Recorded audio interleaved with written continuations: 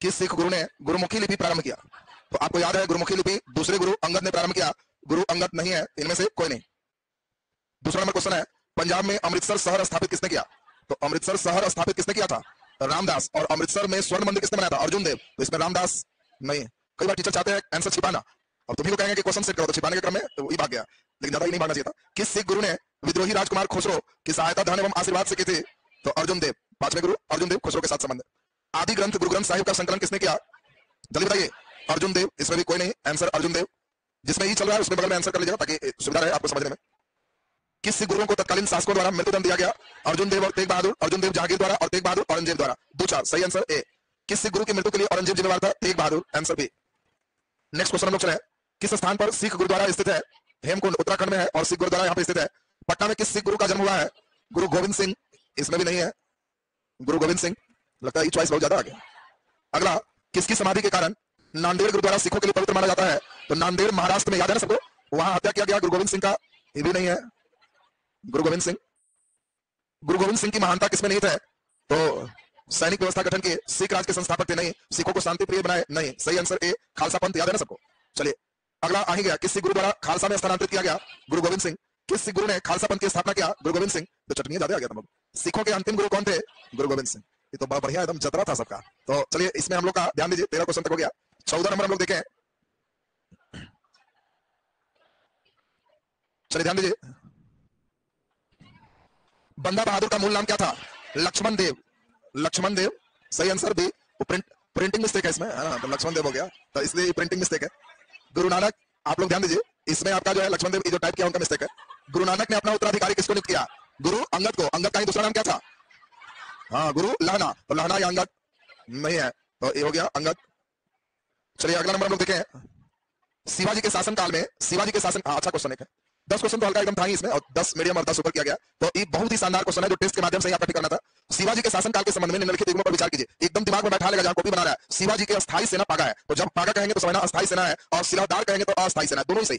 जब शिवाजी के अस्थायी सेना कहेंगे तो आपको ध्यान रखना है सिलादार ये अस्थायी अश्वारोही सेना है, और पागा ये अस्थायी अश्वारोही सेना है। और शिवाजी में आपको याद होगा कि इनके समय अस्त्र प्रधान का गठन हुआ। उसी अस्त्र प्रधान में एक प्रधान है पंडित राव। पंडित राव अस्त्र प्रधान में एक है, जैसे पेशवा सुमन था, उसी तरह से 8 में एक है पंडित राव। और पंडित राव धार्मिक जिम्मेवारी है, दान के लिए, धार्मिक मामले में प्रधान थे। ये तीनों ही सही है, तो सही आंसर आपको ध्यान रखना है। पंडित राव ये दान के लिए भी सही है, अस्थायी सेना पागा ये भी सही है, अस्थायी सिलादार ये भी सही है। 1 2 3 भाग्य 1 2 3। तो यहाँ एक से अधिक कहने का सेंस इसमें से, ठीक है ना, एक से अधिक का मतलब इसमें से नहीं है। जब चॉइस दिया रहेगा तो ए बी और सी में एक से अधिक सही है, ऐसा है, तो ये नहीं समझना कि एक से अधिक सही वाला कर लेगा, ऐसा नहीं करेगा। तो इसलिए सही आंसर सुनो, चॉइस में चलना है ना, तो ए बी और सी का जवाब डी है, कि इसमें जवाब ई है कि उपयुक्त में से कोई नहीं है, उपयुक्त में से कोई नहीं का मतलब इसमें से कोई नहीं, ई वाला में से कोई नहीं कर रहा, बस ना, तो इसको मैं ध्यान रखेगा। तो सही आंसर ई होगा, दिमाग में सेट रखना है। अस्त्र प्रधान में पंडित राव क्या है? धार्मिक मामले का प्रधान। पागा शिवाजी की अस्थायी सेना, सिलादार अस्थायी सेना, दिमाग में सेट रखना। अच्छा प्रश्न यहां से उठेगा। अगला नंबर हम लोग ध्यान दें, नेक्स्ट क्वेश्चन है, शिवाजी की प्रशासनिक व्यवस्था के संदर्भ में कथनों पर विचार कीजिए। अस्त्र प्रधान 8 मंत्रियों का समूह था, बिल्कुल सही है। प्रत्येक मंत्री पेशवा के प्रति उत्तरदायी थे, नहीं, शिवाजी के प्रति उत्तरदायी है। मराठा साम्राज्य के प्रति उत्तरदायी है। इस समय कोई ध्यान दो, इस समय मंत्रिमंडल नहीं समझना कि मंत्री के सलाह से राजा चले, इस सिर्फ सलाहकारी भूमिका है, राजा का जो इच्छा करेगा, तो इसलिए ये पेशवा के प्रति उत्तरदायी नहीं थे। राजस्व व्यवस्था में शिवाजी ने मलिक अमर की जो है द्वितीयक व्यवस्था का अनुसरण किया, ये भी सही है। तो ध्यान दीजिए, अब इसमें क्वेश्चन है उपयुक्त कथनों में कौन सही नहीं है। परीक्षा में ये भी ध्यान देना, कि दाएं दाएं सही वाला में मार देना। कौन सही नहीं है? तो सही 2 नहीं है, सही आंसर बी। कई नालायक लोग यहाँ पे ठीक चलाओ, नीचे कौन सही वाला मार दिया, तो आपको कौन सही नहीं है। 18 नंबर क्वेश्चन, शिवाजी के पोते शाहू और कोल्हापुर में ताराबाई के बीच गृह युद्ध ने मराठा में एक नई व्यवस्था को जन्म दिया। इसके तहत मराठा साम्राज्य में कौन सा परिवर्तन हुआ? इसी के कारण मराठा परिसंघ बना, इसी के कारण हेड पेशवा बन गया। ये लोग अपने में लड़ा तो पेशवा हेड बन गया। तो देखना चॉइस क्या है। चॉइस कह रहा है मुगल संपूर्ण मराठा क्षेत्र में जजिया वसूलने लगा, नहीं, पेशवा मराठा साम्राज्य के कार्यकारी प्रधान बन गए, तो ये सही है, क्योंकि कोल्हापुर में भी दबाने वाले पेशवा ही थे, तो सही आंसर भी। मराठा साम्राज्य में मनसबदारी प्रथा आरंभ हुआ, नहीं, तो सही आंसर भी हो गया। 19 क्या कह रहा है जरा सुने, निम्नलिखित कथनों पर विचार करें। नीचे भी पढ़ लीजिएगा, सही कौन है, नीचे भी होश में पढ़ना, इन्हें कि सही गलत नहीं पड़ेगा। बाजीराव प्रथम शिवाजी के बाद गुरिल्ला युद्ध का सबसे बड़ा प्रतिपादक कहा गया, तो सही है, बाजीराव प्रथम था। बाजीराव प्रथम के समय दक्कन प्रांत में भी चौथ और सरदेशमुख मराठा देते थे, सही है, दोनों ही सही चल रहा है। बाजीराव प्रथम ने पुर्तगालियों के पश्चिमी तट के इलाका को अपना कब्जा में ले लिया। पूरा पश्चिम कहां लिया? खाली बेसिन ने लिया था जी, आपको केवल बेसिन जीता था। ये क्या कर रहा है? पुर्तगाली के पश्चिम तट इलाका में पूरा पुर्तगाल खत्म कर, पूरा पुर्तगाल तो आजादी के बाद भी खत्म अंग्रेज भी नहीं किया, अंग्रेज के बाद रहा, तो इसीलिए ये सही नहीं है। हाँ, अगर इसमें क्वेश्चन रहता बाजीराव प्रथम ने पुर्तगालियों के पश्चिमी तट इलाके के कुछ क्षेत्र पर अधिकार किया, बेसिन क्षेत्र पर अधिकार किया, तो सही हो जाता। यहाँ पूरे ओवरऑल की बात है, इसलिए नहीं होगा। 1 और 2 सही आंसर ए। 20 नंबर है, पानीपत का तीसरा युद्ध किसके बीच हुआ? मराठा और अहमद शाह अब्दाली अफगान। चलिए 21 नंबर हम लोग देखें, पानीपत के तीसरी लड़ाई में कौन सी घटना घटी? तीसरी लड़ाई में कौन सी घटना घटी? याद करिए, मराठों की राजनीतिक प्रतिष्ठा को धक्का लगा, सही है। अंग्रेज ईस्ट इंडिया कंपनी को बंगाल और दक्षिण भारत में सत्ता मजबूत करने का अवसर मिला। सही है, 61 में हुआ, इससे 64 में दोनों जगह मजबूत हो रहा है। पंजाब लंबे समय तक अफगानों के अधिकार में रहा। गलत, क्योंकि अफगान की भी तो शक्ति टूट गई थी, इसलिए गलत हो गया। 1 और 2 सही आंसर ए। 22 नंबर, बहुत ही बढ़िया, ये भी अच्छा क्वेश्चन है। मराठा के भू राजस्व जो व्यवस्था है उसी को सरजमी व्यवस्था कहते हैं, सरजमी पद्धति कहते हैं। तो जब सरजमी पद्धति कहेगा तो ध्यान रखना मराठा का कौन व्यवस्था, भू राजस्व व्यवस्था हो गया। सही आंसर बी। अच्छा प्रश्न था। 23 में 1 और 2 को सम्मिलित करें। चलिए ध्यान दें, 1 और 2 को सम्मिलित करें। चलिए ध्यान दें, और जैसे जैसे चौथ शिवाजी के साम्राज्य में सी का 4 लक्षण ऐसे भी पर चला गया। 2 1 4 3 एक को बताया गया तो उस पर फिर ट्राई कर लेना। 2 1 4 3 इसका 2 1 4 और 3 सही है, तो बिल्कुल सही आंसर है। 24 नंबर हम लोग ध्यान दें, महाराष्ट्र में वतन भूमि वेतन के मद में जो भूमि मिलते थे उस भूमि को क्या कहते थे, वतन जागीर, वतन भूमि। तो पंचायत भूमि, ब्राह्मणों के अनुदान, कुलीन की भूमि, इनमें से कोई नहीं, वेतन वाली भूमि को हम लोग वतन जागीर कहते थे। तो ई में लिख दीजिएगा वेतन वाली भूमि। 25 नंबर क्या कर रहा है सुनिए, मराठा की सैन्य व्यवस्था के संदर्भ में कौन सही नहीं है, कौन सही नहीं है। मराठा सेना का गठन मुगल व्यवस्था पर आधारित था। मराठा सैन्य विनिमय दक्षिण के मुस्लिम राज्य के अधिनियम पर आधारित था। शिवाजी सामंत जो है सामंत शाही सेना पर निर्भर कर रहे थे, नहीं। तो इसमें एक से अधिक सही नहीं है। कौन सही नहीं है, एक से अधिक सही है जो सही नहीं है। चौथ और सरदेशमुख प्रणाली किससे संबंधित है, मुगल से, सिख से कि मराठा से। मराठा से। हल्का क्वेश्चन में से एक हो गया, फिर हल्का ही क्वेश्चन एकदम फैक्ट है। पानीपत के तीसरे युद्ध में पेशवा कौन था, बालाजी बाजीराव। तो बालाजी बाजीराव। इसी का बेटा कौन है, बोलो, इसी का बेटा लड़ा है सदाशिव राव और विश्वास राव, भतीजा और बेटा। अगला 28 नंबर हम लोग को क्या कर रहा है सुनिए, शिवाजी 65 में किसके साथ पुरंदर की संधि की, जल्दी बोलिए, किसके साथ, जय सिंह के साथ। अगला कथनों पर विचार कीजिए, विचार करो। 29 में क्या कह रहा है, शिवाजी अपने स्वराज क्षेत्र में दक्कन शक्तियों के घुसपैठ को नियंत्रित किया। सही है, हम लोग को सही नहीं है को चुनना है, जो चुनना है उस पर ध्यान दो। नीचे क्या है, सही नहीं है। 64 में सूरत को लूटा। सही है। शाइस्ता खान और मिर्जा खान जय सिंह के आक्रमण को सफलतापूर्वक सामना किए, जल्दी बोलिए, तो ये भी सही है। शिवाजी की शक्ति को कमजोर करने के लिए मुगलों ने बीजापुर और गोलकुंडा को मुगल समाज में विलय किया, तो ये सही नहीं है। केवल 4 वाला है नहीं, उपयुक्त में से कोई नहीं। तो अब ध्यान दीजिए, रिजल्ट भी है, वाह देखिए, ताजा ताजा रिजल्ट भी है एकदम, आप लोग से ज्यादा एक्टिव। पिछला पिछला टेस्ट भी टेस्ट कर दें, कर दो, टेस्ट का काम खत्म हो जाएगा, सब अपडेट हो जाएगा, वो भी ठीक है। पिछला टेस्ट में कितना क्वेश्चन हो गया था, 20 हो गया है। चलो 21 से उसको मिलाएंगे, पिछला टेस्ट को मिला लीजिए। प्रथम यूरोपीय व्यक्ति कौन था जिसने बहु क्षेत्र अर्जित करने के उद्देश्य से भारतीय राज्यों को झगड़ा में भाग लेने की नीति अपनाया। याद होगा सबको, इस झगड़ा में शामिल होने का नीति किसका है, डुप्ले। इसी से तो अंग्रेज सीखा था, याद है ना सबको। नेक्स्ट, अंग्रेजों ने मद्रास का पट्टा कहां से लिया, चंद्रगिरी के शासक से। चंद्रगिरी आंध्र प्रदेश के राजा है और उसी से मद्रास पट्टा पे लिया। डिंडगुल में आधुनिक शस्त्रागार की स्थापना किसने किया, हैदर अली। तो डिंडगुल में आपको हैदर अली पढ़ाए हुए थे, सही आंसर हैदर अली। हैदर अली का मतलब हो गया सी। भारत में ब्रिटिश प्रमुख को प्रारंभ किया, क्या क्वेश्चन अधूरा है, क्वेश्चन अधूरा है। भारत में ब्रिटिश सत्ता का प्रारंभ किस युद्ध से माना जा सकता है, तपलासी का युद्ध, ये है कुछ हल्का छूटा हुआ। बंगाल के किस प्रभाव ने कंपनी के मिदनापुर का क्षेत्र दिया, मिदनापुर चटगांव, इसे बताया था मीर कासिम दिया है, तो आंसर मीर कासिम। किस संबंधी से, संबंधी नहीं, किस संधि से बंगाल में द्वैत शासन लागू किया गया, इलाहाबाद की संधि। अगला, पलासी कहां है, बंगाल के किस जिला में, नदिया, किस नदी के किनारे, भागीरथी नदी के किनारे, सही आंसर सी, बंगाल। अगला है, यूरोपीय की तुलना मधुमक्खी से कौन किया, अलीवर्दी खां। तो इसलिए मधुमक्खी से तुलना आपको बताया भी थे, नाती को समझाया भी था। अलीनगर की संधि पर हस्ताक्षर कब हुआ, फरवरी 1956। अरे 1856 होगा, सॉरी 17 चल रहा है ना। अलीनगर के संधि से फिर से, इसमें याद होगा कि नीचे से आए थे और फिर से उनको अधिकार मिला था रहने का, तो 1756 है। इनमें से कोई नहीं मार दो, इसमें तो कोई नहीं होगा। चलिए अगला है, बक्सर के युद्ध के बाद बंगाल में शुरू हुए द्वैत शासन के संदर्भ पर विचार कीजिए। द्वैत शासन पर विचार कीजिए। प्रशासनिक दायित्व बंगाल के नवाब को दिया गया, सही है। आर्थिक दायित्व अंग्रेज और प्रशासनिक दायित्व नवाब, ये सही है। इस व्यवस्था के अंतर्गत राजस्व वसूली ईस्ट इंडिया कंपनी प्रत्यक्ष रूप से करती थी, प्रत्यक्ष नहीं, पुराने व्यवस्था ही छोड़ दिया था, याद है ना सबको, तो ये नहीं होगा, केवल एक, सही आंसर ए। चलिए तो अब रिजल्ट नहीं दिया है, इसमें नहीं है, कहा रिजल्ट, कहा ना, रिजल्ट नहीं है इसमें, हाँ है, कॉन्टेस्ट का है, टॉपिक का, टॉपिक लिखवा देना तो पता चलेगा। पिछला टेस्ट है कि नया वाला का है, नया वाला। चलिए नया टेस्ट में रिजल्ट है, रिजल्ट हम लोग देख लें। 30 नंबर में 22 मैक्सिमम, 22 से खाली गया रे, तो ना नया टेस्ट का है। चलिए इसमें 22, 21, 20 तक से सब मिल लेते हैं। चलिए थर्ड पोजीशन इतने लोग का है, नवीन कुमार, धीरज कुमार, डीके दिनकर, मनीषा कुमारी, विकास कुमार और गोल्डी, जो है खड़ा, देख लें एक बार, वाह नाम इतना लोग का थर्ड पोजीशन, बहुत बढ़िया, बताइए लगा दीजिए थर्ड के लिए, बहुत बढ़िया। चलिए सेकंड पोजीशन क्लास में है प्रिया राज 21 नंबर के साथ, प्रिया राज है, अच्छा ये नहीं है। चलिए और फर्स्ट पोजीशन यहाँ पे है 3 व्यक्ति, सोनाली कुमारी कौन है, फर्स्ट पोजीशन, वाह, राहुल कुमार, अच्छा, और अमित कुमार, वाह एक बार ताली लगा दीजिए, बहुत बढ़िया। चलो घोटाला कमाल दिया तुम रे, तारो फर्स्ट वाला से पूछताछ भी करते हैं हम तारो। इसमें 30 में 22 का मतलब है कि बहुत बढ़िया स्थिति है। चलिए खैर रे, अब इसमें जो लोग सुन लीजिए, इसके रिजल्ट में प्लस माइनस 1 या 2 होगा, किसी का एक घटेगा किसी का एक बढ़ेगा, लेकिन ये पिछला है, अच्छा इस बार देखो जो ये बार टेस्ट दिया लग रहा है टॉप करेंगे तो ये बार क्या हो गया, पिछला वाला का वो लगा है। चलिए खैर सुनिए अब इसमें हम लोग ध्यान दीजिए, जो लोग बैठ के ताली लगाए हो उसको सोचना है कि अगली बार मेरे लिए भी लगे, और इसीलिए मेहनत कीजिए। फिर नया टेस्ट है, सुनो पहले। अगला टेस्ट है अंग्रेजों की विदेश नीति। बढ़िया से पढ़ लोगे। टॉपिक आपको बता दे रहे हैं, नेपाल, बर्मा, अफगानिस्तान। बोलो, नेपाल, बर्मा और अफगानिस्तान से इसी से क्वेश्चन रहेगा, तो नहीं पड़ेगा तुमसे। खूब बढ़िया से एकदम पढ़ लेना। तीनों संधि, सुगौली, बोलो, यांडू, गंडमक, याद है सबको? डेट बताओ। 1816, 1826, 1879। एकदम तीनों संधि एकदम क्लियर रखेगा, तीनों डिटेल पढ़ लेगा। कौन गवर्नर इसमें जनरल है, कौन भाग लिया, कहां क्या है, पूरा पढ़ के रखेगा। और तब उसके बाद इसी में ब्रिटिश आर्थिक नीति भी शामिल कर दे रहा है। रैयत वाली जमींदारी से पढ़ा है सब ना, तो सब मिला के अगला टेस्ट होगा, अपना तैयार रहोगे। चलिए आज मॉडर्न में आगे क्यों रहा है, नीचे हेडिंग दे।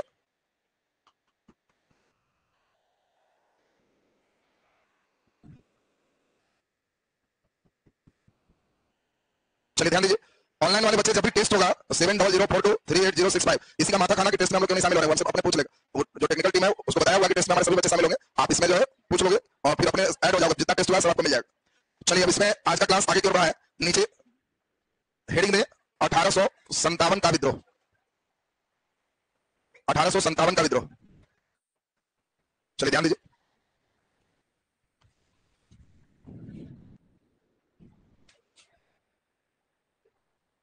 चलिए ध्यान दो सब लोग, अब कलम रख दो। आज का क्लास समझिए।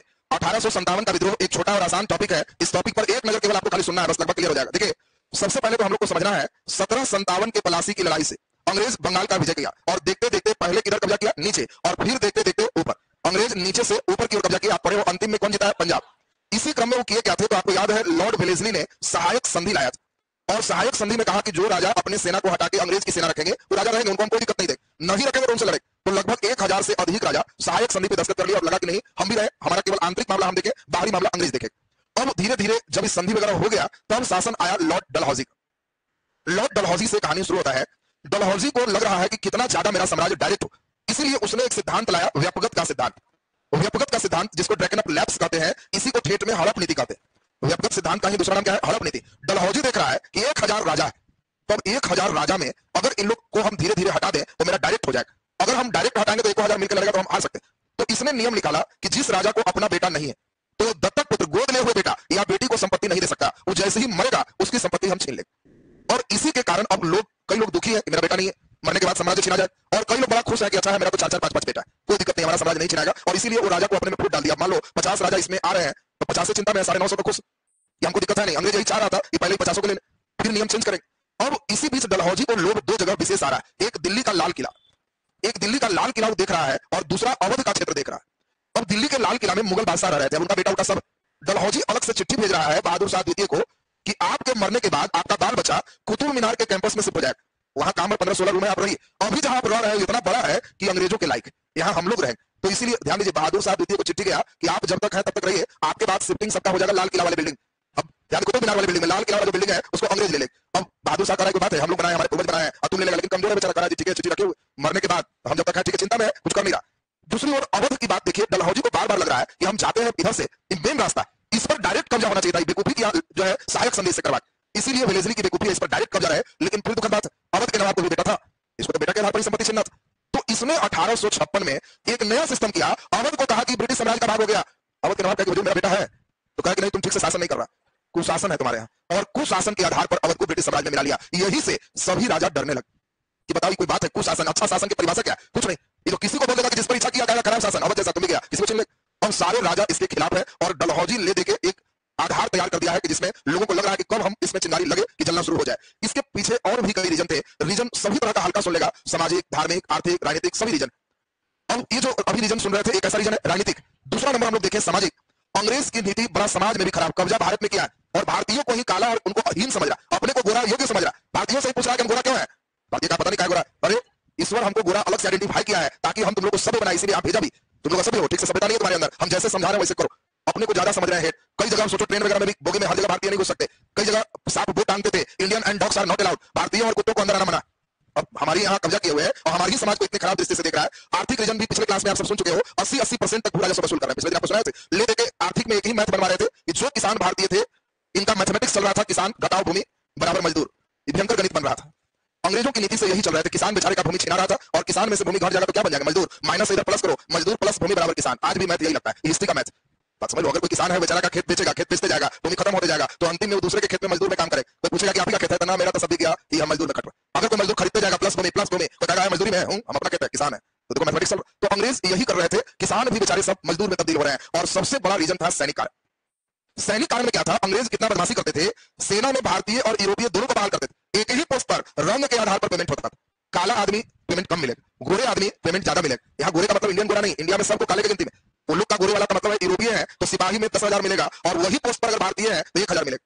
ये पूछेगा क्यों, तो तुम उतना समझदार नहीं, है पोस्ट देखिए रंग के आधार पर इनका पेमेंट। अब इस रंग भेद नीति से भी सब लोग बड़ा गुस्सा में है कि भाई ये तो अंतिम बदमाशी चल रहा है। मिला जुला के सब अभी चल रहा है, एक माहौल बन रहा है। जिस समय की बात अभी आप पढ़ रहे हो 1800, इस समय सबसे ऊपर धर्म है और अंग्रेज धर्म में भी हस्तक्षेप कर रहा है। भारतीय लोग इसमें भी गुस्सा रहा है कि हमारा समाज है, तुम क्यों हस्तक्षेप करो। अब अंग्रेज क्या कर रहे हैं, 1829 28 हस्तक्षेप कर रहे हैं, 1856 हस्तक्षेप कर रहे हैं, सती प्रथा बंद। भारतीय कहा कि मेरे यहाँ का सती प्रथा है, हमारे यहाँ की महिलाएं जल रही है, तुम क्या आरोप लगाए। मेरा नियम विधवाओं का पुनर्विवाह, अरे हमारे यहाँ का विधवा विवाह नहीं होना चाहिए, अब तुम नियम बना रहा विवाह क्यों करेगा। जो लोग परिवर्तन नहीं चाह रहे थे उन्हीं समझना कि ये सती प्रथा बंद से कुछ, वो लोग इससे भी गुस्सा रहे कि तुम मेरे यहाँ का नियम क्यों बदल। अब बताओ नीतीश कुमार मुख्यमंत्री रहते हुए तुम्हारे गांव के कोई नियम बदल, और उन नियम सामाजिक नियम बदले, गांव वाला अलग करे। सामाजिक नियम में रहे कि दुल्हा आने के बाद पहले जलमासा में नहीं बैठे, रूम में बैठता। किसी के गांव का नियम है, वो निकालेंगे कि नहीं, दुल्हा आएगा तो पहले जलमासा में बैठेगा, तो गांव वाला अलग करेगा कि नहीं करेगा। हमारे यहाँ का नियम जैसा हम जहां बैठेंगे तुम्हारे कहने से बैठेंगे। तो इस सामाजिक नियम में हस्तक्षेप से अगर नियम बदलेंगे तो विद्रोह होना। और यही चीज देखो ये सभी में है। और इस समय धर्म इतना टाइट है, बात समझो, 1800 से 1900 का धर्म अभी वाला मत समझ। अभी धर्म एकदम इलास्टिक हो चुका है, इलास्टिक बने लचीला। तुम घर में कहेगा पूजा नहीं करेंगे, घर वाले कहेंगे कोई बात नहीं, आराम से रहो, मत करो पूजा। मम्मी के साथ मंदिर गए, मम्मी कहे चलो तुम जाओ, हमें बाहर जाएंगे, मोबाइल चलाएंगे, बस चलाओ, कोई बात नहीं, जा रहे हैं, सुमारी करना है हम नहीं करेंगे, मत करो, तुम्हारे लिए बन जाएगा खाना। इसेंशियल नहीं। अभी का जो धर्म देख रहे हो ना, हिंदू मुस्लिम सब में, मुस्लिम के भी धर्म में अभी बहुत इलास्टिक हो गया। उस समय मजाल नहीं था कि कोई मुस्लिम था और वो अगर दाढ़ी नहीं रखेगा, फेस टोपी नहीं पहनेगा, कुर्ता पजामा नहीं पहनेगा, जींस मार देगा तो उसको सजा मिल जाएगा। उस समय का धर्म एकदम प्लास्टिक है, अभी वाला इलास्टिक। उस समय एकदम टाइट, मोड़ नहीं सकता। सोच लो राजा राम मोहन राय केवल बोल दिए कि हम मूर्ति पूजा नहीं करेंगे, तो बाबूजी कहे कि जब तुम धर्म में भगवान के नहीं है तो हमारा क्या होगा, भागो घर से। ये बेटा भगवान का नहीं है तो भाग क्या होगा, इसलिए लिख लो राजा राम मोहन राय को घर से भगा दी। इस समय का नियम था कि जहां दूब घास नहीं है भारतीय को नहीं जाना चाहिए। भारतीय वहीं जाओ जहां दूब घास और गोबर सब मिले, क्योंकि पूजा में जरूरी चीज। दूब घास केवल गर्म क्षेत्र में होता है, ठंडे क्षेत्र में नहीं होता। और इंग्लैंड ठंडा क्षेत्र था, सेंस था कि इंग्लैंड ठंडे क्षेत्र में नहीं जाना चाहिए, और इंग्लैंड जाने के लिए समुद्र पार जाना होगा। यानी नियम था कि समुद्र पार अगर गया तो धर्म का हानि होगा, धर्म नष्ट हो जाएगा, नहीं जाना है। और अंग्रेज कई 1856 में नियम बना दिए कि भारतीयों की ट्रेनिंग कई लोग का इंग्लैंड में होगा, बढ़िया से ट्रेनिंग लेगा। अब सोचो भारतीय हल्ला कर रहे हैं कि जी समुद्र पार नहीं, धर्म खत्म हो जाएगा, और अंग्रेज जबरदस्ती समुद्र पार उसको ट्रेनिंग देने भेज दे। वही व्यक्ति ट्रेनिंग लेके जब घर लौट रहा है 1.5 साल बाद, अपना दरवाजा ठकठका रहा है, उसकी पत्नी दरवाजा खोली तो देख रही है कि आए हैं, तो एक लाइन बोल रही है आप समुद्र पार चले गए, हिंदू नहीं रहे, बंद। पति पत्नी का भी कोई संबंध नहीं है अगर धर्म नहीं है तो, बाप बेटे का कोई संबंध नहीं है अगर धर्म नहीं है तो। इतना कड़ा धर्म है 1800 से 1900, बात समझना। इसी बीच में कई धर्म सुधार वाले लोग आए, उन लोग इसको एकदम इलास्टिक बना देंगे, उन लोग इसमें सुधार लाएंगे, और तब आज का धर्म जो तुम देख रहे हो मॉडर्नाइजेशन किया गया। उस समय नहीं, तो उस समय एकदम टाइट धर्म है। और इसी समय की बात है, इंग्लैंड के प्रधानमंत्री पामस्टर्न इंग्लैंड के प्रधानमंत्री हैं। इस समय गवर्नर जनरल की अगर बात करें या यही वायसराय बनेगा तो यह है लॉर्ड कैनिंग, यह भारत का पहला वायसराय भी बनेगा। अब लॉर्ड कैनिंग की कहानी जरा ध्यान से सुनिए। लॉर्ड कैनिंग को भी भारत के समाज में गहरी दिलचस्पी थी, और इसीलिए कैनिंग ने 3 काम किया, तीनों से भारतीय गुस्सा में है। एक, कैनिंग ने ही 1856 में विधवा पुनर्विवाह अधिनियम पारित किया, कहा कि विधवाओं का विवाह होना चाहिए। 1829 में विधवाओं का सती प्रथा रोक लग जाने से अब विधवा की संख्या बढ़ गई। भारतीय समाज कहता था कि विधवा का मतलब डायन पति को खा गई, और उसका विवाह जिससे होगा उसको फिर खा जाएगी, उसका विवाह शादी एकदम नहीं होना चाहिए। अब यहाँ लॉर्ड कैनिंग कह रहा कि नहीं, विधवाओं का फिर से विवाह होना चाहिए, और 56 में एक अधिनियम लाया। तो कई जो रेडिकल टाइप के व्यक्ति थे, रेडिकल का मतलब जो परिवर्तन नहीं चाहते, जो चाहते रूढ़िवादी हमारा व्यवस्था बना रहे, तुम हस्तक्षेप नहीं करो, एक बड़ा वर्ग इसके खिलाफ। दूसरा, लॉर्ड कैनिंग ने ही सिपाहियों के लिए अलग से इंग्लैंड में प्रशिक्षण की व्यवस्था किया, समुद्र पार भेजने वाला यही। इसलिए कई लोग गुस्सा में, किसी का घर छूट जाए कि अब आप हिंदू नहीं रहे, पत्नी दरवाजा बंद कर दे, वो व्यक्ति को सोचो क्या हाल चल रहा है। अब वो व्यक्ति को अगला को मिलेगा कि ट्रेनिंग में जाओ, अब घर छूट जाएगा, अरे तो नौकरी छूटेगा, ये चीज छूट जाएगा। अब इसी समय एक बड़ा इंपॉर्टेंट इसका एक रिसर्च, लॉर्ड कैनिंग पर सब लोग गुस्साया हुआ है, इसको लोग कह रहा है कि एकदम सब ईसाई बना कर देगा, समुद्र पार हिंदू खत्म हो गया, ईसाई बन गया। तो इसीलिए एकदम चाह रहा है कि नहीं रहे, विधवाओं का पुनर्विवाह ईसाई में होता है इसलिए करवा रहा है, हिंदू में नहीं होता, ये उल्टा अपना नियम हमें लगा दिया, लोग चेंज कर रहा है। इसने एक नया रिसर्च किया। पहले एक राइफल चल रहा था ब्राउन बेस, और इसमें ब्राउस बेन राइफल है। अभी ब्राउस बेन जो राइफल है, इस राइफल में उतना ज्यादा मारक क्षमता नहीं थी। इसने एक नया रिसर्च किया, ब्राउस बेन राइफल के स्थान पर एनफील्ड राइफल को लागू किया, और एनफील्ड राइफल की मारक क्षमता बड़ा ज्यादा थी। लेकिन दिक्कत क्या था कि एनफील्ड राइफल के जो कारतूस थे, गोली थे, उसमें हल्के जहर के अंश थे, किसी के शरीर में इन कर गया तो जहर से मर जाए। इसके पहले ब्राउस बेन जो देख रहे हो उसमें गोली इन किया, लोग निकाल के गोली पे जिंदा हो। ये कहे कि कुछ राइफल ऐसा चाहिए जिससे मार दिए गोली तो निकाल भी दो लेकिन तुम मरो, और इसके लिए ये वाला राइफल सबसे बढ़िया। लेकिन है क्या, इसके कारतूस में जहर, तो इसके ऊपर एक चर्बी का लेयर रहेगा, छोड़ते समय पीछे से दांत से काट के उसको छोड़ सकते। और ये जब व्यवस्था आया, कैनिंग पर लोग पहले से ही गुस्साए हुए थे। इस समय अब मार्केट में तरह तरह के अफवाह फैलना शुरू हो। कई बार अफवाह तुम देखा होगा, गांव में कोई आदमी धरा जाए और उसका झोला में से चाकू खाली निकल जाए तो ढेर लोग बहुत मार मारता है कि किडनी निकाले वाला चाकू निकला है इसके झोला में से। ये सोचता ही नहीं है कि किडनी चलते फिरते किसका निकाल ले, और चाकू से किडनी निकाल के क्या करेगा, उसका अचार लगाएगा, उसके लिए खास टेम्परेचर है, खास सिस्टम है। तो कई बार तुम देखा होगा कि कोई आदमी बच्चा चोर, कुछ चोर, ये सब करते हुए अक्सर पिटाई कस के हो जाती है, ऐसा अफवाह देखे होगे। तो इस समय कैनिंग के समय भी कस के अफवाह फैला, और ये अफवाह क्या था कि लॉर्ड कैनिंग सबको ईसाई बनाना चाहता है। इस सेना को जो आटा देता है उसमें की हड्डी पिसवा देता है। किस लिए? हड्डी से ताकत होगा। और हिंदू धर्म को गाय वगैरह कभी सोचो छूना देखना मरा हुआ नहीं है, और ये हड्डी पिसवा के हम लोग को दे रहा है, तो सब लोग रोटी पर भी एकदम नानुकुर कर। उतना ही नहीं, ये एनफील्ड के जो चर्बी है इस पर भी लोग अफवाह उड़ा दिए कि इसमें गाय और सुअर के चर्बी, चांद के दोनों जोड़े, क्योंकि सेना में हिंदू मुस्लिम दोनों थे, तो हुआ कि फुल चार्ज कर दिया जाए। जब अफवाहें उड़ा रहा है तो बढ़िया से उड़ा दिया जाए। बात समझो, हिटलर का एक सेना का हेड था गोबल्स, और गोबल्स का कहना क्या था, झूठ को इतना बार बोलो कि लोग सच समझने लगे। मैंने अगर कोई झूठे बोल रहा है तो प्लानिंग कर लो, 8 आदमी को वो चीज बोलो, कहना कि हम इसको बोल रहे हैं, 2 घंटा बाद तुम भी वही चीज बोलना, बड़े झूठ है। अब 2 घंटा बाद फिर तुम आना, तुम अगला दिन कहना, 8 आदमी वही चीज झूठ के बोलेगा तो उसको लगेगा कि यही सच है। क्यों? फलाना बोला चिलाना बोला, ये नहीं सोचेगा कि एकदम प्री प्लान बोला। ये गोबल्स इतना समझदार था। वही चीज ये है, भारतीय प्लान किए कि चर्बी वाला कारतूस में गाय और सुअर की चर्बी है। अब जो मुस्लिम है वो कहे कि सुअर मेरे यहाँ आराम है, सुअर दांत से अगर छू दिए धर्म नाश हो जाए, और हिंदू कह रहा है गाय की चर्बी और दांत से ये तो धर्म नाश हो जाए। और इस समय धर्म इलास्टिक है कि प्लास्टिक? प्लास्टिक। इस समय धर्म से बड़ा कुछ है ही नहीं। और यही सब चीज अभी अफवाह उड़ रहा था, लोग हिम्मत नहीं कर रहे थे। और इसी समय बंगाल में एक छावनी थी, बैरकपुर छावनी। कहां का है? बैरकपुर छावनी। पूछा जाएगा बैरकपुर किस राज्य में? बंगाल। इस बैरकपुर छावनी में 34वीं रेजिमेंट के एक सिपाही, बात ध्यान दीजिए, 34वीं रेजिमेंट के एक सिपाही है, सिपाही का नाम है मंगल पांडे। और देखो ध्यान से, मंगल पांडे से एक अंग्रेज कहा कि जरा पांडे जी पानी पिलाइए। मंगल पांडे कहा कि हम खुद पंडित जी तुमको पानी पिलाएंगे। तो अंग्रेज सिपाही थोड़ा पीन मार दिया कि आपका कुल पंडित खत्म हो जाएगा, नया हम लोग यहाँ जो इनपुट आ रहा है उसमें गाय और सुअर के चर्बी दांत से काटिएगा तो ये वाला खत्म हो जाएगा। अब तो मंगल पांडे एकदम गुस्सा में आग बबूला हो, कहा कि कौन कहा तुमको गाय का चर्बी दांत से काटना? कहा कि जाके कैप्टन से पूछो। अब सिपाही का इतना पावर नहीं था, सिपाही उच्च पद पर भारतीय नहीं जाते, अंग्रेज रहते। अब इस समय जो मेन अब है, एक है ह्यूसन और एक है कर्नल बाग और लेफ्टिनेंट ह्यूसन, सबसे बड़े अधिकारी। अब ह्यूसन के पास मंगल पांडे आओ न ताओ देखे पहुंच गए और जोर से हल्ला करके बोले कि नया गोली में गाय की चर्बी है, दांत से काटना है।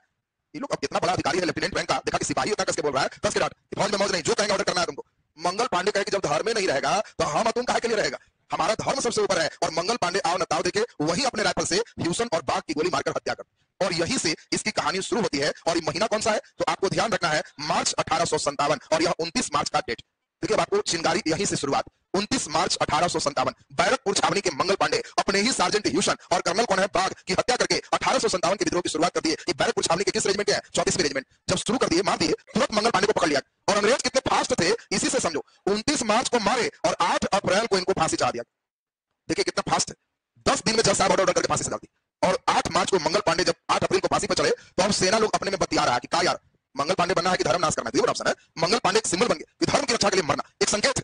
अब देखते देखते कई जगहों की सेना फौर में आ रही है कि हमको मंगल पांडे जैसा ही सुरक्षा करना होगा, वो वाला गोली तो एकदम कतई हम दांत पे नहीं लगाए। अब इसी के बाद जैसे ही आया 10 मई 1857, कहानी यहां से डिटेल बढ़िया से समझिएगा। इसका बिहार स्पेशल पार्ट केवल छोड़ दे रहे हैं, बिहार स्पेशल में चलाएंगे। अभी अब जरा ध्यान दीजिए, डेट याद करना एकदम आसान है, मार्च अप्रैल मई। अब एकदम मार्च अप्रैल मई, मार्च में 29 मार्च को हत्या किया, 8 अप्रैल को फांसी चढ़ा और 10 मई 1857 सारे सिपाही अपने में एक कोडिंग रखे कि देखो ऐसे बतियाओगे तो समझ समझ लेगा। इसीलिए जे विद्रोह के समर्थक लोगों जब खाना मिलेगा तो रोटी उठा लेना, और ऐसे अगर चलना है तो कमल का फूल लेके चलना है।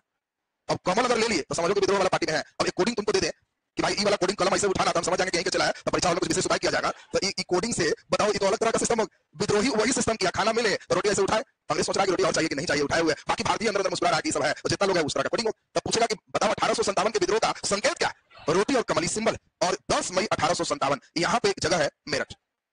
मेरठ में सबसे बड़ा सैनिक छावनी था और सभी सैनिक प्लान थे कि यहाँ पर गोला बारूद राइफल बहुत ज्यादा, और हम लोग को अपने धर्म की रक्षा के लिए मंगल पांडे के रास्ते पे चलना होगा। और इसीलिए 10 मई 1857 को इन लोग सिपाही एकदम चार्ज है। और बगल में दिल्ली है, दिल्ली में बहादुर शाह द्वितीय बेचारा झक मार रहा है कि मेरे मरने के बाद कुतुब मीनार में शिफ्ट होना। उसको टेंशन भी तो है कि बताओ अंग्रेज एकदम दादागिरी कर रहा है, लेकिन क्या करे, अब तो हमको शिफ्टिंग करा रहा है, ये बेचारा चिंता में। और यहाँ पे मेरठ के सिपाही अचानक रात में विसिल बजाए, सारे भारतीय सिपाही एक्टिव होकर जितने अंग्रेज सिपाही थे मारपीट, कई को हत्या, बुरा हाथ बांधो सही करो, एकदम सबको सरिया दिए। और जितना भी अस्त्र शस्त्र था निकाले गोदाम में से पूरा, और पूरे सिपाही कहे कि मेरठ से दिल्ली पैदल चलना है, रात भर चलना है। और पहली बार ऐसा सीन है कि रात भर मेरठ के सिपाही पैदल मेरठ से चले और सुबह होते होते दिल्ली पहुंच गए। और 10 मई के बाद दिल्ली कब हो गए? 11 मई 1857। जो मॉडर्न हिस्ट्री में बहुत अच्छे राइटर है बिपिन चंद्र एक अच्छे राइटर, जब उनकी किताब निकालोगे तो उनका पढ़ोगे तो पहला लाइन वो यही लिखे, 11 मई 1857 जिंदगी की हलचल प्रारंभ होने वाली थी। नहीं लिखे कि सवेरे हो रहा, कहा इतना छेकता है 1857 नहीं आने देगा सभी सब, ध्यान दो। तो उन्होंने लिखा कि जिंदगी की हलचल प्रारंभ होने वाली थी। जिंदगी की हलचल का मतलब क्या है? चिड़िया बोलने वाली है, कौवा बोल रहे हैं, व्यक्ति उठ रहे हैं, मतलब सुबह होने वाला। और उसी समय मेरठ के सिपाही दिल्ली में जब आए हैं, जो देख रहा है रास्ते में दंग, सब सिपाही भर्ती में, लेकिन ऐसा सिपाही को रास्ते देखा ही नहीं था। क्यों?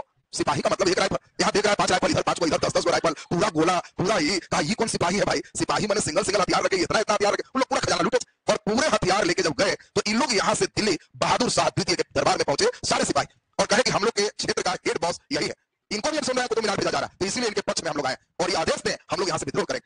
बहादुर शाह तो बेचारा नाम बहादुर है लेकिन बड़ा डरपोक था। ये ध्यान दीजिए, बहादुर शाह जो द्वितीय है ये पहले से बेचारा खाली उली करने को तैयार था, लेकिन जब हथियार देखा, सेना का हौसला देखा तो कहा कि इतना में तो दिल्ली क्लियर हो जाएगा। इसका भी मिजाज टाइट हो और इसीलिए दिल्ली से ही विद्रोह की शुरुआत होती है राजा द्वारा। इसके पहले सेना द्वारा शुरू है और राजा पहला जिसने इस विद्रोह की शुरुआत किया वो दिल्ली का है, बहादुर शाह द्वितीय। और दिल्ली में बहादुर शाह के नेतृत्व में पूरा दिल्ली 2 दिन के अंदर खाली, जितने अंग्रेज सेना थे कई मारे गए, बाकी बैक गियर धर लिए क्योंकि लड़ने वाला भी इधर से सेना ही था, तो इसलिए पूरा दिल्ली खाली हो। अब इस समय लॉर्ड कैनिंग को बड़ा टेंशन हो रहा, लॉर्ड कैनिंग हेड है, अब इसको लग रहा है कि तो दिल्ली खाली हो। अब दिल्ली के खाली के समाचार मिलते ही कई लोग जो होल्ड पे थे, लग रहा था कि हम भी विद्रोह करेंगे, वो भी शुरू हो, जिसमें सबसे प्रमुख बगल में ही मेरठ के है कानपुर।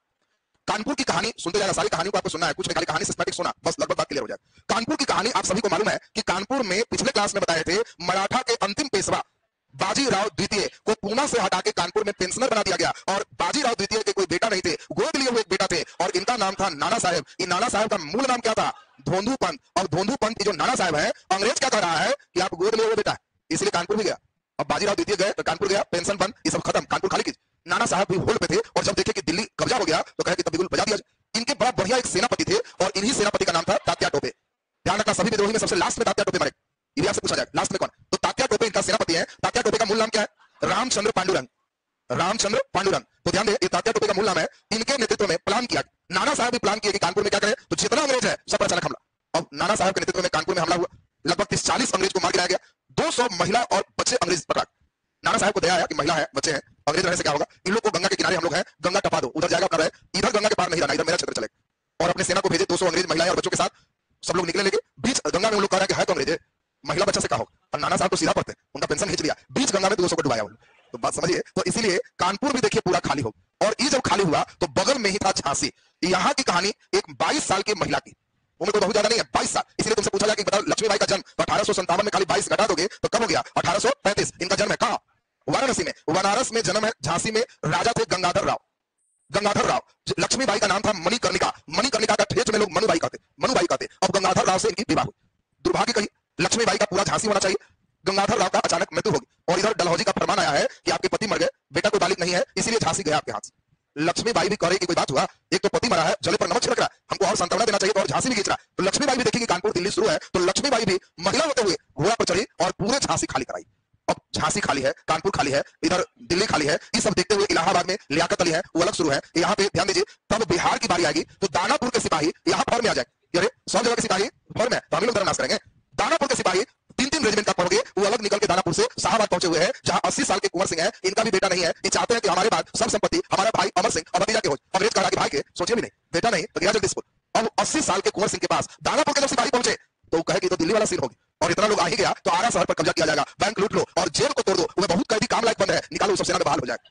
देखिए कुंवर सिंह कह रहे हैं कि जेल में सब इसने बैठने लगना बंद होगा, उसके छोड़ने आता हो, तो इसीलिए उन लोग को निकाल लेगा तो काम लायक हो जाएगा। और आरा शहर पर चैलेंज देके अंग्रेज पूरा कोशिश किया, पूरे आरा शहर पर कुंवर सिंह कब्जा कर।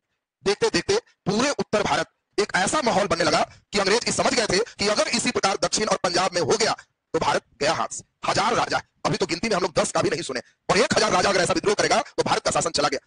तुरंत लॉर्ड कैनिंग अनाउंस किया कि हमारा नीति खत्म, बेटा रहे नहीं रहे, भतीजा के दो, जगह दे दो, दान दे दो, फेंक दो, हमको कोई मतलब नहीं है। अगर कोई राजा हमको सपोर्ट करेगा, अभी विद्रोह नहीं करेगा तो हम उसको इनाम देंगे, साम्राज्य उसका नहीं छीनेंगे, एकदम हम उसके साथ न्याय करेंगे। अब ये सब कह करके अधिकांश राजा को अपने पक्ष में मिला लिया। यही इन लोग के नेगेटिव पॉइंट्स है। पंजाब वगैरह एकदम विद्रोह से अछूता रहा, दक्षिण भारत विद्रोह से एकदम अछूता रहा, उत्तर भारत के इन क्षेत्रों में ही केवल मेन विद्रोह हुए। अब इन विद्रोहों में अब धीरे धीरे अलग अलग अधिकारी नियुक्त किए गए कि आपकी ड्यूटी केवल यहाँ विद्रोह दबाने का है, और अंग्रेज अधिकारी भी आपसे पूछे जाएंगे। जैसे दिल्ली 2 मेन अधिकारी हैं, निकोलसन और हडसन। सुनिए, आपसे अंग्रेज अधिकारी पूछे जाएंगे, इसलिए पूरी बात समझना। निकोलसन और हडसन दिल्ली में अंग्रेज अधिकारी कैनिंग द्वारा नियुक्त हुए और इनकी ड्यूटी सिर्फ और सिर्फ थी बहादुर शाह द्वितीय को पकड़ना। धीरे धीरे जो विद्रोही हथियार लेके गए थे, कारतूस खत्म हो, उन लोग के पास लिमिट मात्रा में लेके गए थे। अंग्रेज चारों तरफ से निकोलसन और हडसन के नेतृत्व में दिल्ली घेरना प्रारंभ किया। धीरे धीरे दिल्ली में सिकंजा कसते चला गया। बहादुर शाह द्वितीय बेचारे को लगा कि अब हम कहां भागे, लाल किला चारों तरफ से घेर लिया, तो लाल किला से भाग करके हुमायूं के मकबरा में जाके छिप गए। हुमायूं के मकबरा में इनके कई बेटे मारे गए और बहादुर शाह द्वितीय को जिंदा पकड़ लिया गया। और बहादुर, इसलिए दोनों क्वेश्चन देखो, अच्छा प्रश्न है, आपसे पूछा जाएगा बहादुर शाह द्वितीय 1857 के विद्रोह में कहां से पकड़ा? हुमायूं के मकबरे से। कौन पकड़ा? निकोलसन और हडसन के नेतृत्व में सेना। और कैनिंग डिसाइड किया कि बहादुर शाह द्वितीय को सोचे थे लाल किला से कुतुब मीनार भेजना, अब इनको दिल्ली से ही हटा दो, दिल्ली पर कंप्लीट कब्जा करो और इनको बर्मा की राजधानी रंगून ट्रांसफर कर दो। और इसी समय बर्मा पर कब्जा हुआ था, यांडू का, याद है सबको, यांडू की संधि। और इसीलिए 1826 में आपको याद है कौन संधि? यांडू की संधि। और 1857 के विद्रोह में बहादुर शाह पकड़ा है और वहीं उनको शिफ्टिंग कर दिया गया, कहां? बर्मा, जहां कोई बेचारे को नहीं पहचान, राजा है, प्रजा से भी खराब स्थिति। और वहीं अंतिम मुगल का चिराग बहादुर शाह द्वितीय रंगून में गए और बुझ गए। बाबर ने जो दीप जलाया था वंश का, यही खत्म हो। तो दिल्ली पर अंग्रेजों का पूरा कब्जा हो गया। तो दिल्ली से जो क्वेश्चन आएगा फिर से, दिल्ली में कहां के सेना आए थे? मेरठ का। दिल्ली में सेना कहां से आया था? मेरठ का। दिल्ली में विद्रोह का नेतृत्व कौन किया? बहादुर शाह द्वितीय। विद्रोह दबाया कौन? निकोलसन और हडसन। बहादुर शाह द्वितीय कहां से पकड़ाया? हुमायूं के मकबरा कहां भेज दिया गया, कहां भेजा गया, रंगून भेज दिया गया। तो बात क्लियर है सबका। अब नेक्स्ट स्टेप आए। अब अगले स्टेप झांसी से इंपॉर्टेंट क्वेश्चन बनता है। झांसी में आपने देखा कि यहाँ पे लक्ष्मीबाई है, बोलो लक्ष्मीबाई का मूल नाम क्या है, मणिकर्णिका या मनुबाई, और लक्ष्मीबाई का जन्म कहां है, वाराणसी, और इनका पति का नाम क्या है, गंगाधर राव। लक्ष्मीबाई मात्र 22 वर्ष की अवस्था में विधवा हो चुकी है, विधवा हो गई। अब यहाँ लक्ष्मीबाई के पूरे विद्रोह को शांत करने के लिए अंग्रेजों का एक हेड बन के आया हीरोज, कैप्टन हीरोज। देखो मंगल पांडे जिसको मारे थे वो था ह्यूसन, मंगल पांडे जिसको मारे थे उसका नाम क्या था, ह्यूसन, और यहाँ कौन है, हीरोज। अब देखिए हीरोज परेशान हो गए लक्ष्मीबाई की ताकत को देख के दंग, एक महिला भारतीय इतनी ताकतवर। लक्ष्मीबाई झांसी से एक सुरंग बनाई थी और अंदर अंदर ही सुरंग उसका ग्वालियर तक निकल जाता था। जब लक्ष्मीबाई को मन करे तो लड़े, जब देखे कि जीत रहे हैं तो बढ़िया से जीते, अंग्रेज को भगाए, लगे कि हार रहे हैं तो सेना के कहा कि बस बॉर्डर लाइन ठीक से देखो, अंदर सुरंग में घुस के पड़ा। अब खोज रहा है तो सुरंग का पता नहीं, क्योंकि सुरंग में घुसने के बाद जब बंद कर दे तो पता ही नहीं चला कि सुरंग कहां, खोज रहा है तो मिल ही नहीं रहे। लक्ष्मीबाई एकदम बड़ा आराम से लगातार युद्ध जीत रही थी, 1858 पहुंचा दी थी। अब हीरोज पता लगाया कि भागती कहां है, तो मालूम चला ग्वालियर। तो ग्वालियर में मराठा के सिंधिया लोग थे, आपको ग्वालियर में सिंधिया याद है सबको। तो हीरोज क्या किया, ग्वालियर के सिंधिया को अपने पक्ष में मिला, कहा कि आपसे बड़ा लक्ष्मीबाई को पता है, वो विश्वास करती है, आपका किला एकदम पहाड़ पर है, तो ऐसा करते हैं हम एकदम टाइट घेराबंदी वहां करवाते, हम रहेंगे घेराबंदी वहीं करेंगे, हमको मालूम है कि निकलेगी यही और आप ही क्या ऊपर आकर के सरल लेंगे, तो हम ऊपर ही पहले से रहेंगे, गेट बंद एकदम पकड़ा जाएगा। और वही प्री प्लान से ग्वालियर के राजा अंग्रेज से मिले, और यही कारण लक्ष्मीबाई को जब पूरा झांसी में घेरा गया, ग्वालियर निकल गई। और जब ग्वालियर निकली तो ये ग्वालियर के राजा ऊपर में किला है, घोड़ा लेके पहुंच गए। ऊपर पहले से बैठा हुआ था कौन, हीरोज, पूरा सेना की तैयारी से कि लक्ष्मीबाई को पकड़ ले। लक्ष्मीबाई जैसे ही पहाड़ पर ऊपर चढ़ी, समझ गई कि आज का दिन बाकी दिनों से अलग है, क्योंकि पूरा अंग्रेज सेना भरा हुआ है और हमको पकड़ ले। लक्ष्मीबाई अब सोचो पहाड़ की ऊंचाई से जब देखी कि अब कोई उपाय मेरे पास नहीं बच रहा है, तो घोड़ा का लगाम खींच दी, ऊंचाई से ही कूद गई। अब जब ऊंचाई से कूद गई तो घोड़ा भी नीचे मर गया, और इतनी ऊंचाई थी कि लक्ष्मीबाई भी नीचे मर गई। और लक्ष्मीबाई के मरने के बाद भी हीरोज उस पर 4-5 गोली लगाया और कहा कि सभी विद्रोहियों में एकमात्र मर्द है, बाकी के नहीं जानते। तो देखिए लक्ष्मीबाई कैसी वीरांगना थी, ये हीरोज के शब्द में आप समझ सकते हैं। तो ये देखिए इसके बाद बारी आई है किसका, कानपुर। कानपुर में विद्रोही कौन है, नाना साहब। नाना साहब भी पूरा कानपुर खाली कराया। नाना साहब का मेन सेनापति कौन है, तात्या टोपे, लास्ट तक बचे रहेंगे। नाना साहब अंतिम में देखे कि बहुत मुश्किल चल रहा था तो नेपाल निकल, नाना साहब निकल रहे, पकड़ाया नहीं, मरे नहीं, नेपाल खत्म, और यहाँ भी अंग्रेज का कब्जा हो गया। इधर आरा शहर जो देख रहे हो, जगदीशपुर, पूरा कब्जा कौन किया है, वीर कुंवर सिंह। अंग्रेज पूरा हम लोग पढ़ेंगे कि पहला सेना का हेड भेजा, वीर कुंवर सिंह उसी को मार दी। और तैयारी से जब आया देखे कि पूरा आरा और नहीं डरागा, तो वीर कुंवर सिंह 80 साल में पहला एक व्यक्ति है इस विद्रोह में जो नेशनल खिलाड़ी आरा से निकल के कानपुर, इधर उधर पूरे यूपी में घूमेंगे, एकदम मध्य प्रदेश के रीवा तक जाए। 80 साल में तुम देखोगे यूपी एमपी सब लांग दी, इतना बहादुरी दिखाए कि आजमगढ़ में उनको जमींदारी मिल रहा है, गुजराइए आपको यही दे देते हैं। 80 साल, यहाँ 80 साल में आजकल के बुढ़ा आदमी को देखा, उम्र 80 पहुंच और 17 में ही हाल, और ये 80 साल में सोचिए कि लड़ रहे हैं, शहर कब्जा कर रहे हैं, यूपी एमपी एक किए हुए हैं। तो इनकी कहानी तो पूरी आप देखोगे तो बिहार स्पेशल आएगा, तो वहां पे हम लोग देखेंगे। अभी आपसे पूछा जाएगा कि बताओ कानपुर में विद्रोह दबाए कौन, तो कानपुर में कैंपबेल। कानपुर में कौन है, कैंपबेल। तो आपको ध्यान रखना है कानपुर में कैंपबेल, झांसी में कौन है, हीरोज। अब इन बातों को एक जगह अभी हम व्यवस्थित कराएंगे, फिर आगे की ओर चलेंगे। तो नीचे लिख दीजिए फटाफट, नीचे लिखिए 1857 का विद्रोह हेडिंग, नीचे लिख दो। इस विद्रोह के समय इंग्लैंड का प्रधानमंत्री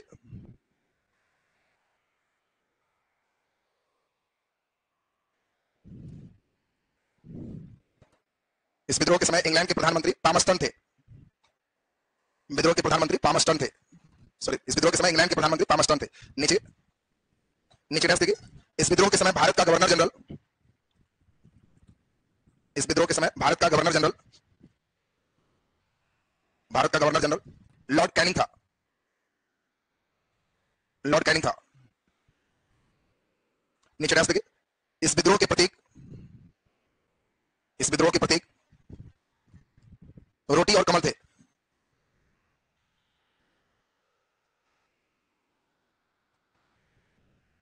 रोटी और कमल थे। चलिए नीचे लिख दीजिए, इस विद्रोह के कारण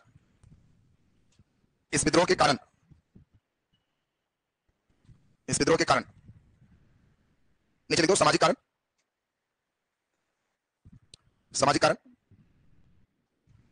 देखिए 1829 में लॉर्ड विलियम बेंटिक द्वारा 1829 में लॉर्ड विलियम बेंटिक द्वारा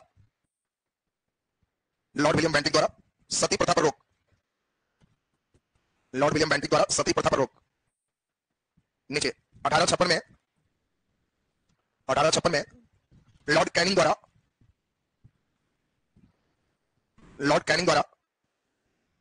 विधवा पुनर्विवाह अधिनियम पारित।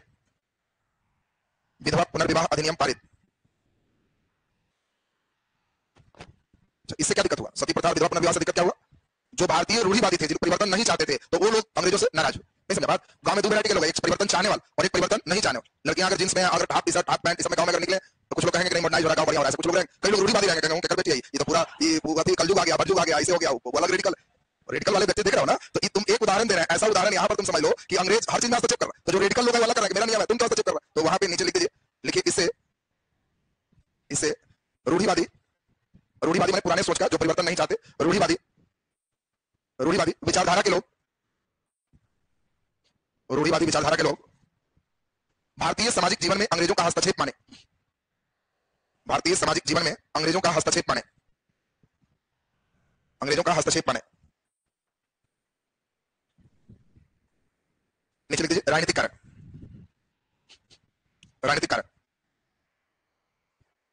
राजनीतिक कारण। लॉर्ड डलहौजी ने, लॉर्ड डलहौजी ने व्यापकता का सिद्धांत, लॉर्ड डलहौजी ने व्यापकता का सिद्धांत, व्यापकता का सिद्धांत ब्रैकेट में हड़प नीति लाया, व्यापकता का सिद्धांत ब्रैकेट में हड़प नीति लाया, हड़प नीति लाया। इस नीति के द्वारा, इस नीति के द्वारा जिस राजा को अपना पुत्र नहीं था, जिस राजा को अपना पुत्र नहीं था, अपना पुत्र नहीं था, उसके मृत्यु के उपरांत, उसके मृत्यु के उपरांत उसके साम्राज्य का, उसके साम्राज्य का ब्रिटिश साम्राज्य में विलय निर्धारित किया गया, उसके साम्राज्य का ब्रिटिश साम्राज्य में विलय निर्धारित किया गया, ब्रिटिश साम्राज्य में विलय निर्धारित किया गया। नीचे डबल स्टार लगा के रास्ते के लिख दो। 1856 में, बोलो क्वेश्चन आएगा, कुशासन के आधार पर किसको मिलाया गया? अवध। 1856 में अवध को, अवध को कुशासन के आधार पर, अवध को कुशासन के आधार पर ब्रिटिश साम्राज्य में मिला लिया गया, अवध को कुशासन के आधार पर ब्रिटिश साम्राज्य में मिला लिया गया। चलिए नीचे लिख दीजिए आर्थिक कारक, आर्थिक कारक। जैसे कि ब्रिटिश नीति से किसान, ब्रिटिश नीति से किसान भूमिहीन मजदूर में तब्दील हो रहे थे, ब्रिटिश नीति से किसान भूमिहीन मजदूर में तब्दील हो रहे थे, किसान भूमिहीन मजदूर में तब्दील हो रहे थे। नीचे लिख दीजिए घेर के किसान माइनस भूमि बराबर मजदूर, किसान माइनस भूमि बराबर मजदूर। नीचे लिख दो सैनिक कारण, सैनिक कारण। डैश लिख दीजिए अंग्रेजों की सैन्य नीति, अंग्रेजों की सैन्य नीति रंग भेद की नीति से प्रेरित था, अंग्रेजों की सैन्य नीति रंग भेद की नीति से प्रेरित था। एक ही पद पर, एक ही पद पर भारतीय सेना को कम और ब्रिटिश, भारतीय सेना को कम और गोरे सेना को, गोरा सेना को अधिक वेतन दिए जाते थे। एक ही पद पर भारतीय सेना को कम और गोरे सेना को अधिक वेतन दिए जाते थे, गोरे सेना को अधिक वेतन दिए जाते थे। नीचे देखिए भारतीय सेना को अधिक ऊंचे पद नहीं दिए जाते थे, अधिक ऊंचे पद नहीं दिए जाते थे। नीचे देखिए भारतीयों का मानना था कि समुद्र पार जाने से धर्म की हानि होती है, भारतीयों का मानना था समुद्र पार जाने से धर्म की हानि होती है, धर्म की हानि होती है। परंतु अंग्रेजों ने सैन्य प्रशिक्षण हेतु, सैन्य प्रशिक्षण हेतु, सैन्य प्रशिक्षण हेतु इंग्लैंड भेजना अनिवार्य किया, इंग्लैंड भेजना अनिवार्य किया। नीचे डैश लिख दीजिए लॉर्ड कैनिंग के द्वारा, लॉर्ड कैनिंग के द्वारा ब्राउसबिन राइफल के स्थान पर, ब्राउसबिन राइफल के स्थान पर, ब्राउसबिन राइफल के स्थान पर एनफील्ड राइफल का प्रयोग प्रारंभ किया गया, एनफील्ड राइफल का प्रयोग प्रारंभ किया गया, एनफील्ड राइफल का प्रयोग प्रारंभ किया गया। नीचे हेडिंग दे दो तात्कालिक कारण, स्टार लगा दो। तात्कालिक कारण, तात्कालिक कारण सभी को मालूम है, बोलो तात्कालिक कारण क्या है? चर्बी वाले कारतूस की घटना। तो लिख दीजिए तात्कालिक कारण। कैसे देखिए चर्बी वाले कारतूस की घटना, चर्बी वाले कारतूस की घटना इस विद्रोह का तात्कालिक कारण बना, इस विद्रोह का तात्कालिक कारण बना। नीचे देखिए ऐसा अफवाह फैला, ऐसा अफवाह फैला, ऐसा अफवाह फैला कि एनफील्ड राइफल के कारतूस में, एनफील्ड राइफल के कारतूस में गाय और सुअर के चर्बी का प्रयोग किया जाता है, गाय और सुअर के चर्बी का प्रयोग किया जाता है?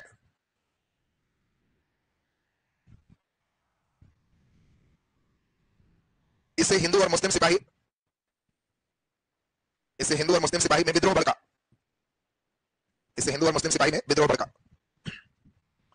तो आप समझ गए तत्कालीन कारण क्या हो गया? चर्बी वाले कारतूस की घटना। नीचे छोटा सा हेडिंग दो, 1857 के विद्रोह के प्रत्यक्षदर्शी। 1857 के विद्रोह के प्रत्यक्षदर्शी। 1857 के विद्रोह के प्रत्यक्षदर्शी। 1857 के विद्रोह के प्रत्यक्षदर्शी। सुनेंगे बढ़िया से। प्रत्यक्षदर्शी समझते हो? जिन्होंने प्रत्यक्ष रूप से इस विद्रोह को देखा। ऐसे कुछ महान व्यक्ति हैं जिनका नाम हम लोग सुने हैं, वो उस विद्रोह के समय उस विद्रोह को सामने से देखे, जिसमें एक प्रमुख नाम आता है कार्ल मार्क्स। बहुत बढ़िया से समझना, क्योंकि कई बार होता क्या है ना, अब वो सब जमाना खत्म हो गया कि जगदीशपुर से तभी कुंवर सिंह मारो। क्वेश्चन दे देगा कि निम्नलिखित में किसने 1857 के विद्रोह को अपने सामने से देखा? तो व्यक्ति कौन है? Karl Marx. कार्ल मार्क्स के बारे में ध्यान रखो, कार्ल मार्क्स का जन्म जर्मन में है और 1818 में जन्म लिए 65 साल तक की जिंदा रहे। इसमें 65 जोड़ दोगे तो 1883 आ जाए, और इसीलिए कार्ल मार्क्स 1818 से 1883 तक है। तो क्या ये 1857 का विद्रोह देखेंगे कि नहीं देखेंगे? देखेंगे। दूसरा एक प्रमुख व्यक्ति है, इनका नाम है मिर्जा गालिब। मिर्जा गालिब, अब देखो मिर्जा गालिब बड़ा फेमस व्यक्ति है, क्योंकि इन्होंने इस शेर शायरी को एक नया आयाम दिया। ये अपने मस्ती में शायरी केवल लिखते थे, अब गालिब का शेर एक शेर है, तो ये जो गालिब है ये अब देखो शेर कर रहे हैं, लेकिन इन्होंने भी इस विद्रोह को देखा। और गालिब को ध्यान रखना है कि ये कब से कब तक है? तो 1796 से 1869 तक। मिर्जा गालिब का बड़ा बढ़िया शेर है, 96 को उलट के 69 बनता है। बात ध्यान रखना, 96 उलट दिया तो 69 बन गया। तो इनका ध्यान रखना है 1796 से 1869। ये दो ऐसे महान व्यक्ति हैं। अक्सर क्वेश्चन में रहे कौन 1857 के विद्रोह में प्रत्यक्षदर्शी रहे, तो दोनों ही व्यक्ति हैं। कार्ल मार्क्स का जन्म कहां है? जर्मन में। मिर्जा गालिब का जन्म जल्दी बोलिए? आगरा में। मृत्यु दिल्ली में। तो आपको ध्यान रखना है कि इनका जन्म कहां है? आगरा में, और मृत्यु कहां है? दिल्ली। तो नीचे दोनों व्यक्ति का नाम लिख दीजिए प्रत्यक्षदर्शी में। नीचे लिख दीजिए कार्ल मार्क्स 1818-1883। 1818-1883। नीचे मिर्जा गालिब, ध्यान रखना 96 उलट दिया तो 69 हो गया। 1796 आगरा में जन्म, 1869 दिल्ली में मृत्यु।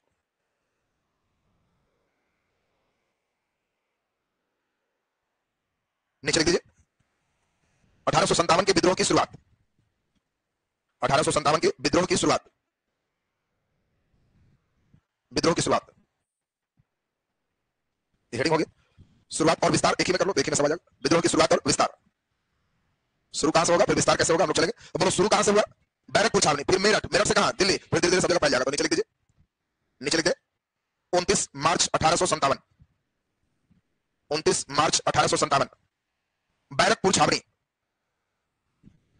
बैरकपुर छावनी ब्रैकेट में पश्चिम बंगाल। बैरकपुर छावनी ब्रैकेट में पश्चिम बंगाल के 34वीं रेजिमेंट के सिपाही, के 34वीं रेजिमेंट के सिपाही, 34वीं रेजिमेंट के सिपाही मंगल पांडे ने, मंगल पांडे ने अपने सैन्य अधिकारी, अपने सैन्य अधिकारी कैप्टन बाघ और लेफ्टिनेंट ह्यूसन, कैप्टन बाघ और लेफ्टिनेंट ह्यूसन, ह्यूसन अंडरलाइन करना, ह्यूसन इंपॉर्टेंट है। कैप्टन बाघ और लेफ्टिनेंट ह्यूसन, लेफ्टिनेंट ह्यूसन की हत्या कर इस विद्रोह की शुरुआत किया, की हत्या कर इस विद्रोह की शुरुआत किया। नीचे डैश देखिए 8 अप्रैल 1857, 8 अप्रैल 1857 को मंगल पांडे को फांसी दी गई। 8 अप्रैल 1857 को मंगल पांडे को फांसी दी गई। नीचे डैश देखिए 10 मई 1857, 10 मई 1857 को मेरठ के सिपाहियों ने विद्रोह किया, को मेरठ के सिपाहियों ने विद्रोह किया और वे यमुना नदी के किनारे, और यमुना नदी के किनारे रात्रि में पैदल यात्रा कर, रात्रि में पैदल यात्रा कर 11 मई 1857 को, 11 मई 1857 को दिल्ली पहुंचे, दिल्ली पहुंचे। चलिए नीचे हेडिंग दे दो दिल्ली।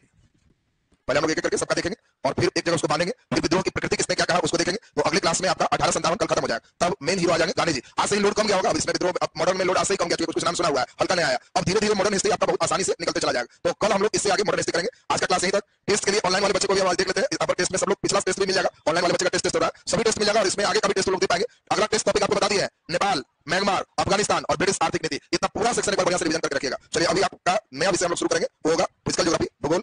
और भूगोल में भी आज ज्वालामुखी लास्ट करेंगे, उसके बाद स्थलाकृति पे हम लोग 1-2 क्लास देखेंगे, फिजिकल खत्म हो जाएगा। फिजिकल खत्म करके बिहार स्पेशल शुरू करेंगे। 3 दिन के बाद बिहार स्पेशल शुरू कर देंगे, बिहार स्पेशल शुरू हो जाएगा। बिहार स्पेशल हिस्ट्री में दूसरे टीचर को लगाया जो टेस्ट में थे, ज्योग्राफी हम कर लेंगे, हिस्ट्री सुना हुआ एंशिएंट तब से पढ़ लिया, तो नया टीचर आएगा तो गहराई में जाएगा, अरे वाह गहराई में ले जाएगा तो बढ़िया ना रे। संतोष सर को लगा देते हैं जो टेस्ट में है, तो उससे वो अपना आयाम अपना देंगे तो बढ़िया ही रहेगा, दिक्कत नहीं है। भूगोल का बिहार स्पेशल ज्योग्राफी में थोड़ा टफ हो जाता है तो हम अपने ले लेंगे, अब बाकी इधर जितना चल रहा है तो हिस्ट्री पढ़ाई भी है तो एक नया आयाम भी मिलेगा तुमको। चलिए इसमें चलो